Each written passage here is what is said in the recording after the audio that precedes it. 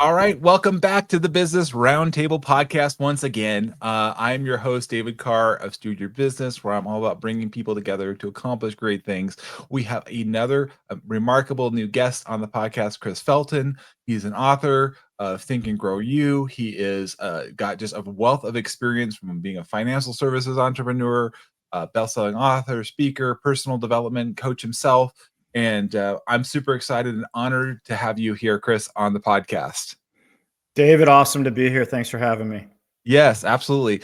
We've had a number of guests on the podcast over the last several months, actually, from one of the groups that we're a part of, been Success Champions Network, which I really appreciate because it's about a community of growth-minded entrepreneurs, business owners developing themselves, leveling up, and so that's where we connect, and I appreciated that. And you come from such a diverse background, Chris, and I want for our audience to learn a little bit more about you and your background, what got you to where you are. I just want to say, sit back, everybody that's listening, because Chris is just a remarkable gentleman. I've been blessed to get to talk with him and learn more and receive some just great insights and wisdom. And so, Chris, just take us from your journey of like where you've been and where you're at now, and step us back a bit. Yeah, I grew up in Colorado. I spent graduated Colorado State University, accounting degree. Spent 7 years with a Big Six public accounting firm, and looked to the guy that was 10 years ahead of me, and I didn't want any part of his life and his divorces and his kids hating him and his one hot dog away from his next coronary. So I didn't want any of that. So I kind of just launched a part-time financial services business, and then rolled out of corporate America in February of 2000. So 25 years, and went through painful, expensive divorce, and then met my second, current, and last wife, in case she's listening, Marlo. Yes. and had two kids that previous marriage, and they picked up and left Colorado, and they went to Atlanta when my kids were super small. And so got married, was building my business. I'm a CPA, I'm a financial advisor, and my wife walked into what she thought was a really smart dude, who was really successful, because he was telling Fortune 500 companies how to manage their finance departments and telling clients how to manage their finance departments. And I was having some success in my business and winning awards and speaking and all those things. But what she didn't know was, dude, I was totally broke financially, totally broke. So I went through an expensive divorce, which I never fought. I just kind of laid down because I felt so guilty about it. I signed a 6,000 square foot office lease at the beginning of the Great Recession. And I'm a financial services entrepreneur under one of the worst pieces of advice I've ever received in my life, which was like, build a big business, man. You got to have a big vision, and you get a big vision, you got a big office, and if you build it, they will come. And they didn't come, and the ones that showed up were broke. And so what my wife Marlo was not aware of was I had accumulated $250,000 of credit card debt. I was negative cash flow every single month, by about $3,000 or $4,000. I'm using debt, just a total mess, and I'm keeping it from her. Oh wow! Right, until one day I was meditating out of desperation, right? Because I started reading personal growth and development books, and they're like, "You got to meditate. You got to meditate. You got to meditate." And so I'm in Colorado in my car. It's the only quiet place in the middle of February in a ski parka meditating. And the download was, let your wife manage the money. Wow. And it made no sense. She wanted to, but I was like, oh, I'm a CPA. I'm a financial advisor. I got it handled, but no way. I didn't want her to know I was $250,000 in credit card debt. Right. And so, we get these intuitive hits Mm-hmm. long. And Yes. Mel Robbins, Mm-hmm. the 5-second rule, she kind of blew up the Yes. 5-second rule. So there was no 5-second rule back then, but I took immediate action on that. Mm. And it made no sense. And before my ego killed it, I went inside and said, hey, here you go. It's yours. Like, we just got to spend some time going through it, and I'll give you the checkbooks and bank statements. And then it was about a week later, she walked up to me and she just had this look on her face I hope to never see again. But it was just this like, what the freak did you do? Yeah. What's And going on here? And you know how it's bad, how bad it is. And then we had I called it the Come to Marlowe meeting, which was awesome. And she introduced a 4-letter word to me called a budget. And Yes. and dude, and that's, it's one of my favorite quotes is optimism and delusion sleep in the same bed together. Ooh. Yeah. Right. Yeah. And I was optimistic guy. I'm with you. I get that, Chris. Right? Yep. Totally broke, but optimistic. Yeah. With no relationship to results, as my coach that I hired 6 months after this conversation, he said, dude, you have like no relationship to results. All you do is work. You just work all the time and you're hoping that things are going to get better. Anyway, I still didn't get it. Fast forward, we had to get rid of that house. We had to move into a rented house. Things are getting worse. I'm out of money. And I had to pay my ex-wife $5,200 at the beginning of every month, in alimony and child support. And so my back was against the wall. This was a turning point in my life, and I had no money to pay her. And so I had to convince my wife to give me her money because she was good with money. And she had savings because she knew to keep money separate from a broke guy. She had money separate from our relationship. And I had to convince her to give me her money. I had to convince my wife to give me the money to pay my ex-wife. Wow. And it didn't go good. Yeah, I was gonna say that's gotta be a hard conversation. So anyway, we call it the purse throwing incident. And so she threw her purse at me once, twice, 3 times. We had the fight of our lives. And then really what turned everything around was after I asked her why we're still married, and she went upstairs to go figure that out for the rest of the night. That was the awakening, David. That was it. That was me sitting there, and all I could see were just all these dominoes falling. And it was shocking that the first domino was my ex-wife. Because I blamed her for a lot of my problems. But what I realized in that moment was she never had a chance. Yeah. Because I actually expected that marriage to fail. Wow. And it's just subconscious expectation, right? Yep. And one of my favorite quotes is, you don't get what you hope for, you get what you expect. And so most people hope positive, but they expect negative. Yeah, that's so true. And the entrepreneurs I coach, I always ask them, this is a great question for your crew that's listening, is sit down and journal in your heart of hearts. What are you really expecting to happen? Health, money, business, because you will get exactly what you expect. So the key is do the growth and development to level up your expectations. So ex-wife, couldn't see my kids. I'm about ready to go through divorce number 2. I was kind of a drunk. I was out of shape. I was a mess. And then I realized the common theme to all the dominoes was me. And that's when I realized that I had to change. I had to quit living in hopium.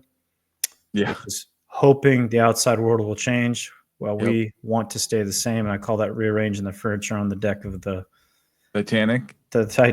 So right? It's gonna go down. It doesn't matter how much you move things around. No.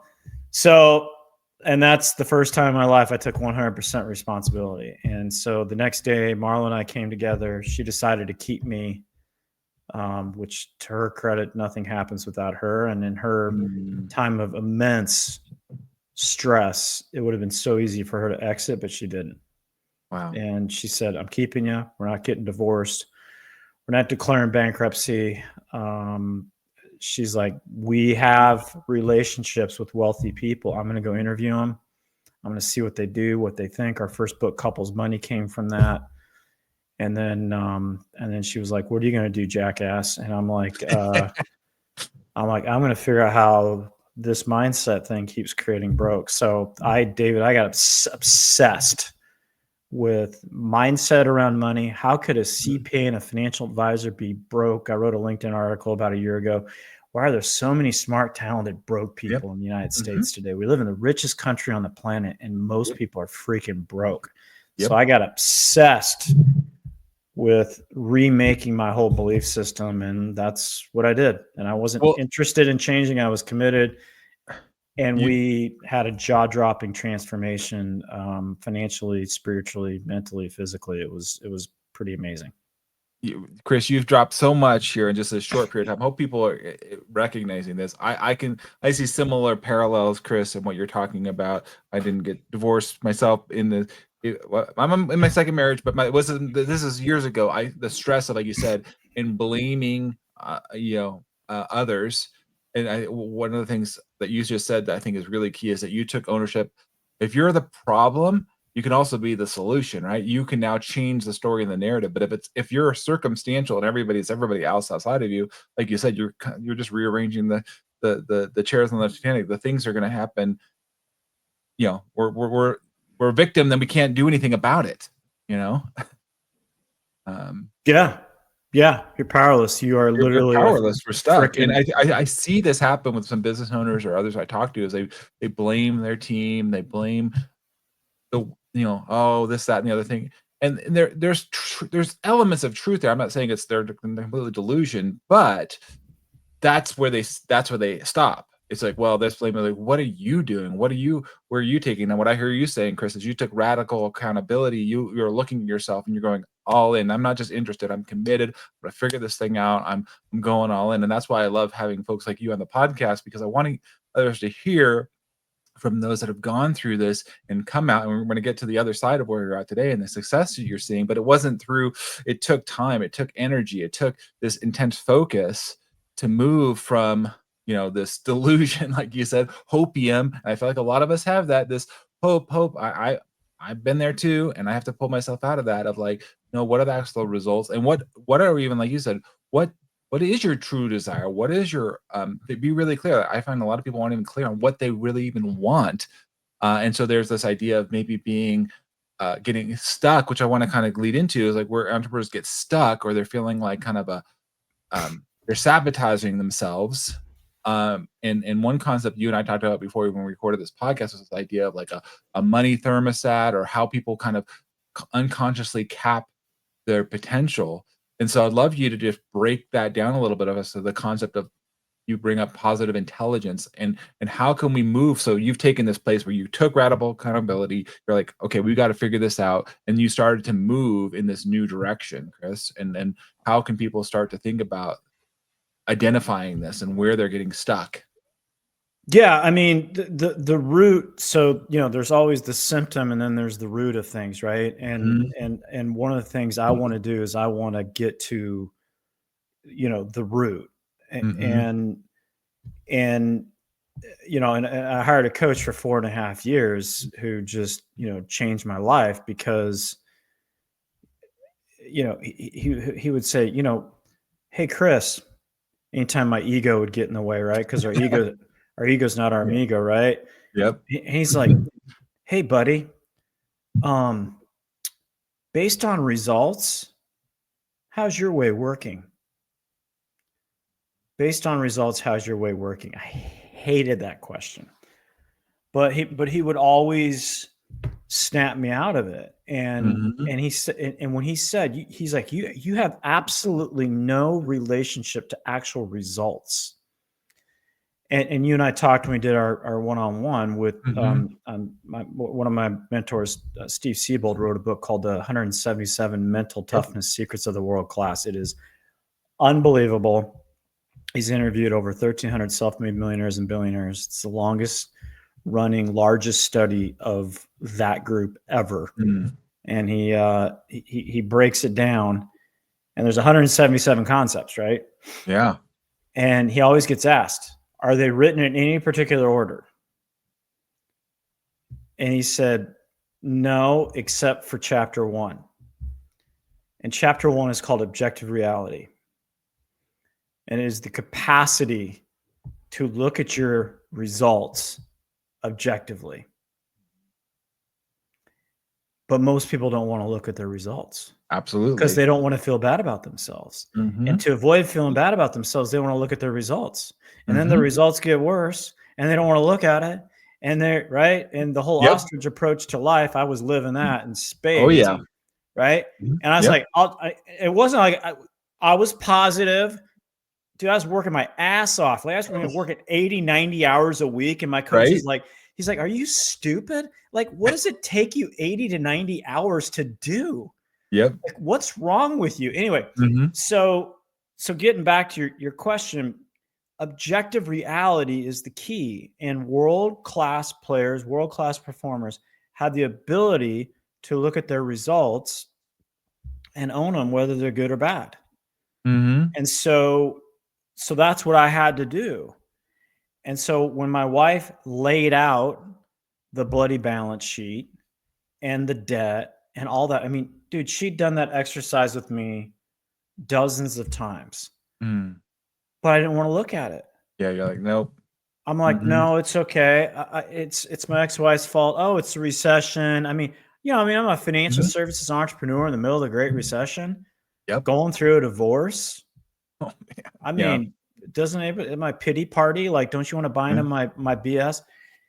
And so that was step one, dude. It was because the root of stuck is what is happening shouldn't be happening. That's the root of stuck. But it is. Yeah. And so there's this concept. Took me years to figure it out. I'm getting goosebumps talking about it. It's called acceptance. And I didn't get it. And so all that stuff was in front of me. Yep. All the debt. Can't see my kids. They're little boys that my ex-wife, my wife's stressed and like the world's a great reset. All this crap's coming at me, right? Yeah. And I'm like, this shouldn't be happening. Well, what that does is that causes you to focus on what should not be happening. And all you do is create more of what shouldn't be happening. Joe Dispenza. Why is that? Yeah. It's not human. Like, it's like driving on the road and you look at the pothole. It's like, no, don't look at the pothole. You're going to crash right into it. Well, yeah. And I mean, I love Joe Dispenza's work, but he calls it a negative feedback loop. And it's just like, you look at your environment, you don't like your environment. It dictates your thinking of what you don't like. Yep. Right. And my coach is like, you just keep throwing out poop covered boomerangs, dude. Like you keep throwing out boomerangs covered in poop that come back. He's like, you got to get into acceptance. I'm like, why do I want to accept this? This sucks. And he said 10 things over 4 years, bro, that changed my life. This is one of them. He said, you don't need to love it, but you have to stop hating it. Changed my life. I'm like, what are you talking about? He's like, you get a flat tire. What happens? Right? We get a flat tire. What do we do, David?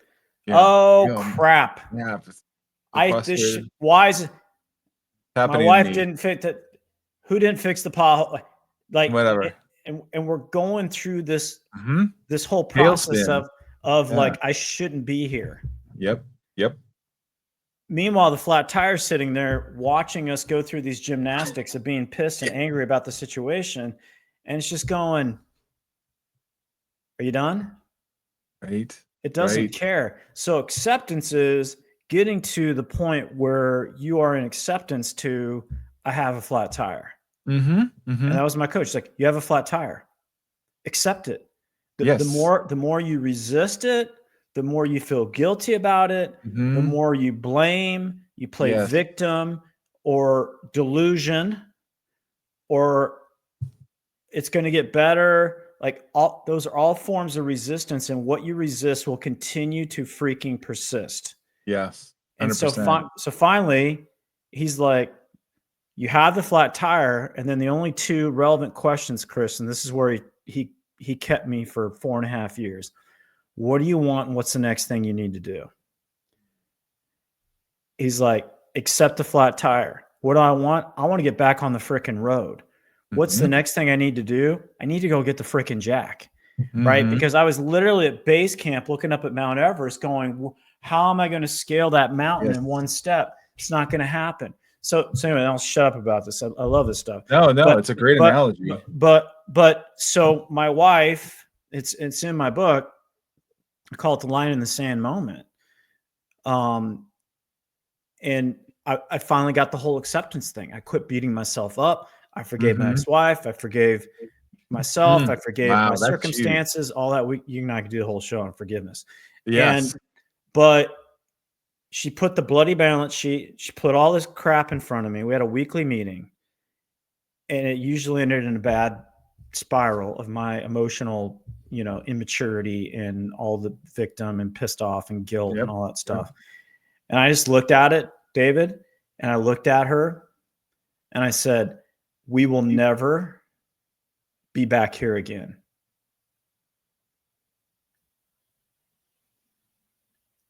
And I get emotional every time because that was a decision that moved mountains.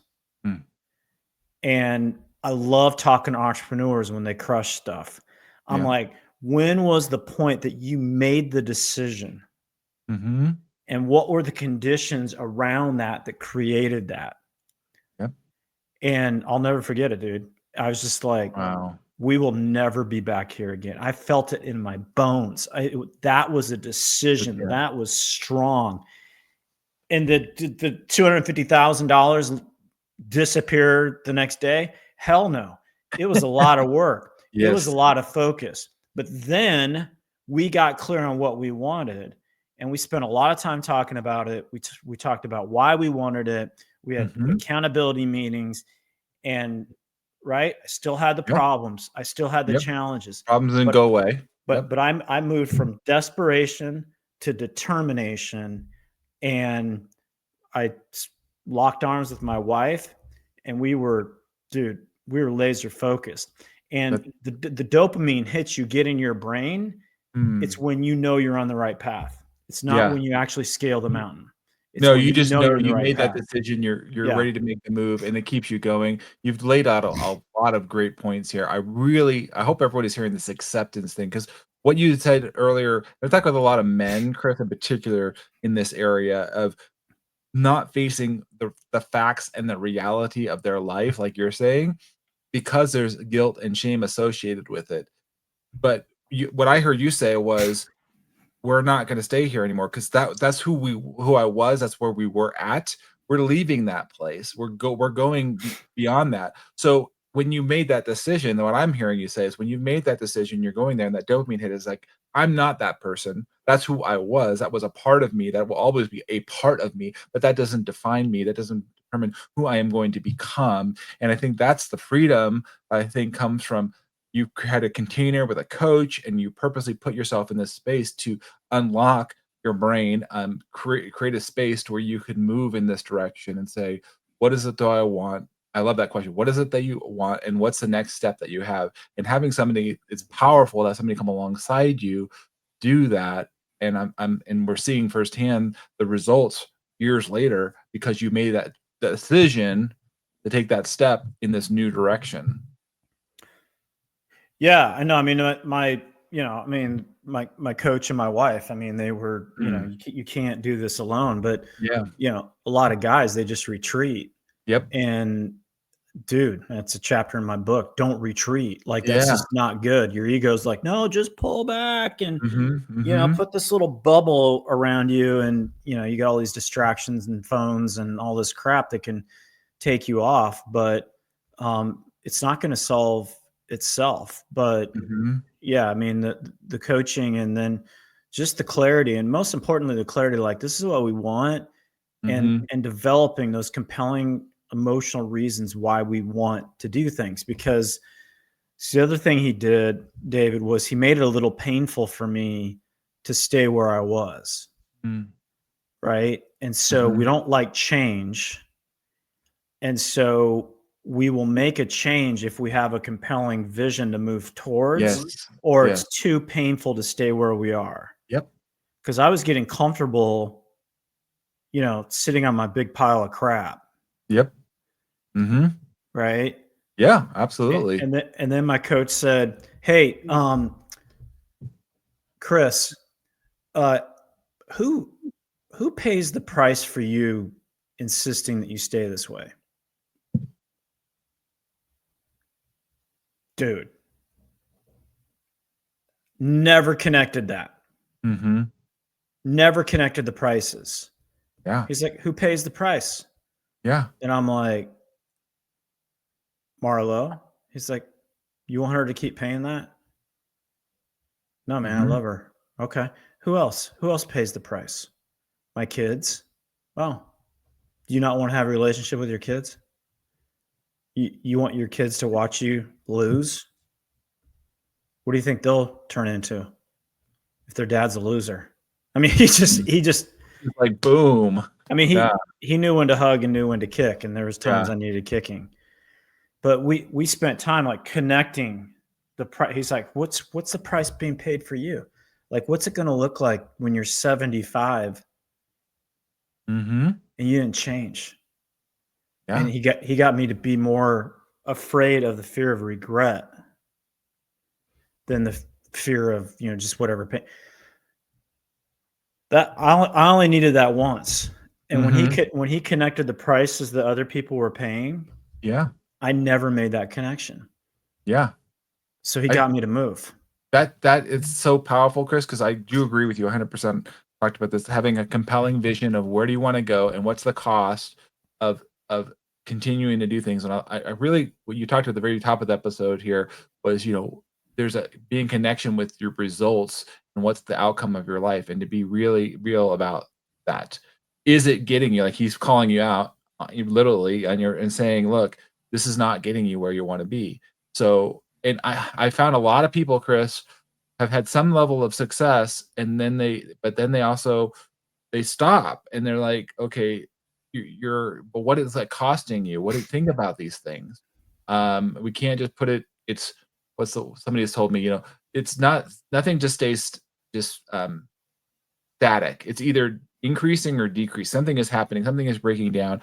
And so he said, and so I think what I hear you saying is that, look, you're in this state of, that you could be so much more. You could improve your relationship. And not quite honestly, writing your book and reaching, I mean, you just talked about your immediate family, but think about the other people that you've reached. I would have never got to meet you or have you on this podcast or other people if you didn't take this move. And so my company is Steward. Steward is a very powerful to me because we're entrusted with so much in this life, whatever we have. And like, how can we manage that well? In the Bible, there's a story about somebody that has a talent of money, and he's asked to invest it, and one of the guys just goes and puts it on a rock and doesn't lose, quote unquote, lose anything, and the guy goes, well, what did you do? I gave you this to go multiply it, and you didn't do it.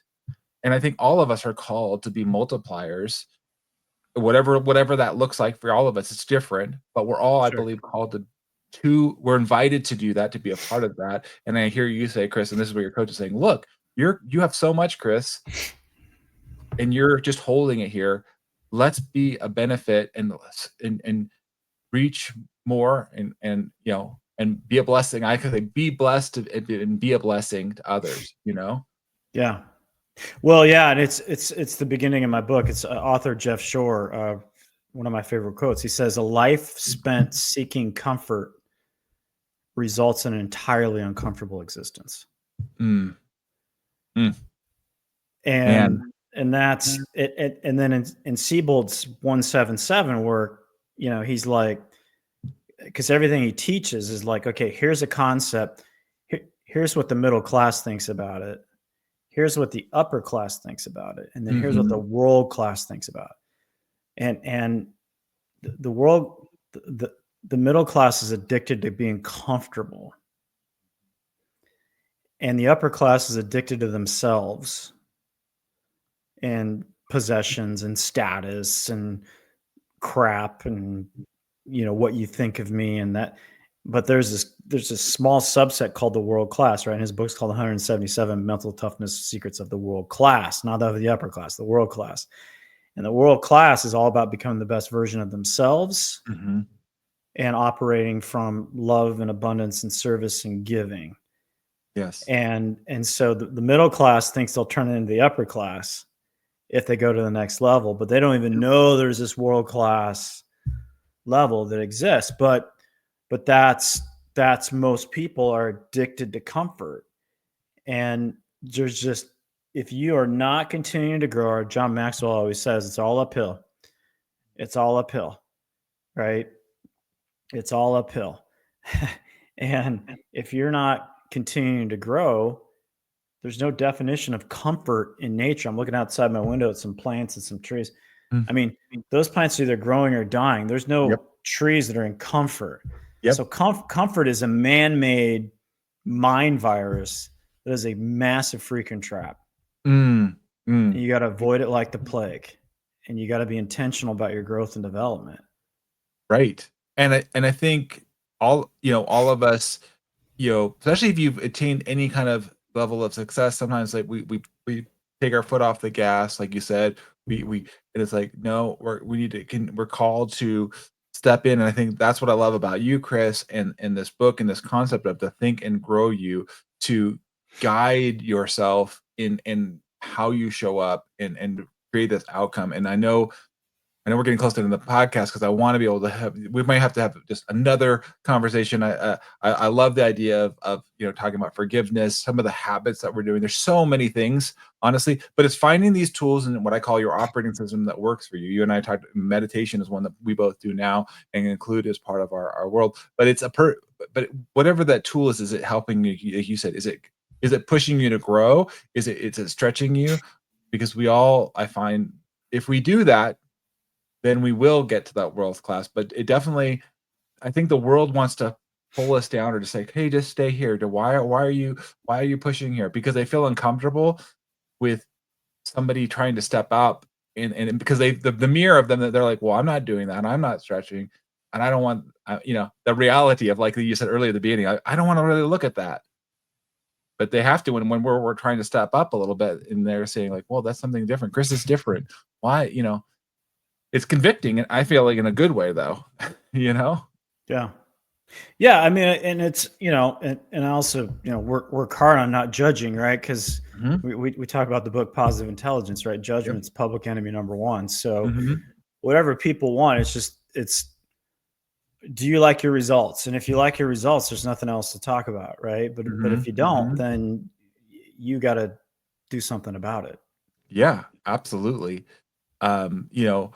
Chris, there's so much more. I would definitely want to have you come back on the podcast. We would definitely maybe have a roundtable, if you will, because I think having a few other folks in this conversation, particularly, the acceptance is a huge one. I think hopefully everyone takes this on. It doesn't mean that it's such a great concept and a powerful one. That doesn't mean that you have to like it or like you said, and then coming with that with forgiveness and some of these other things, Chris. But what's the best way? I mean, chrisfelton.me, you can connect there. We're on LinkedIn, and we're going to provide links to your book. In fact, I'll put a link even to the Thibault's book. It's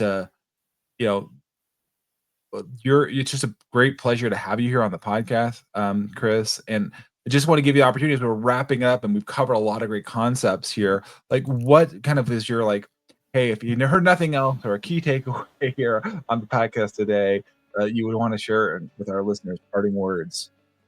Well, you're either growing or dying, but there's no happy ending to an unhappy journey. Man,